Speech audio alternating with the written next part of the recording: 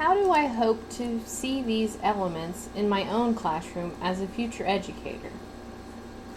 Well, the following are what I felt were the key points that I want to be sure to remember myself and that I really think could use some improvement or development in my own teaching and education to be an educator. The first point is, in the realm of effective teaching, I hope to be more organized and prepared. That's on the top for a reason, because that's one of the biggest things that I need to get taken care of as I become a teacher and when I'm a teacher. I need to be well organized and prepared. That'll just make life a whole lot easier. To be continually creative in lesson delivery modes and differentiation. I know I didn't demonstrate much of that in this slideshow, but ideally I would like to be able to deliver lessons in a variety of ways. Sometimes the traditional lecture, sometimes perhaps having the students teach me, kind of like how this has went, and engaging in other methods such as including visuals or movies or audio, music, and hands-on type of activities that help students to kind of do things for themselves and kind of get a feel for what the application would be. To make the lessons personal to my students so that they can see how they're studying something that is relevant to them.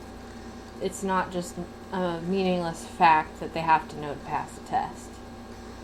To provide multiple modes of assessment when possible. The biggest thing that I want to do in this regard has to do with English learners and perhaps other students that have some disabilities in their learning, that if there's a way to provide different modes of assessment besides just the regular testing, that way I might be able to get a more accurate and fair assessment of where they're actually at without being restricted by just the constraints of the traditional test. So I would want to also include visuals, kind of reword some of the questions, maybe include some fill in the blanks, have some diagrams, have them kind of draw in and be able to complete pictures, just different modes, and even, maybe have some oral assessments rather than all written, because some students aren't as good at their writing, as I've mentioned earlier, but also some students need to develop their oral skills, such as myself. So that would be a good option, I believe. And then another option besides testing and written assignments and oral assignments would be projects. Either the physical making of a project, such as one that could be displayed, or perhaps one on the computer using a program to develop a project, or kind of have a group project. That would be good too. To have high student expectations, because that has a huge influence on what students think of themselves and their own capabilities, but it also affects how I'm treating them, whether or not I realize it. So if I try to have high student expectations for everybody, then everybody ideally would do better, regardless of where they're at. Because in reality, everybody could do better than where they're at. I'd also like to be sure to establish positive relationships with students and maintain those, and also to have good relationships with their families and my faculty members, teaching colleagues, and things like that. It'd be good to have positive relationships with everybody all around. That way everything runs smoother, and you're just able to do your job better. I think that would be effective in practice. I also want to be sure to continue to always be willing to admit to mistakes and shortcomings.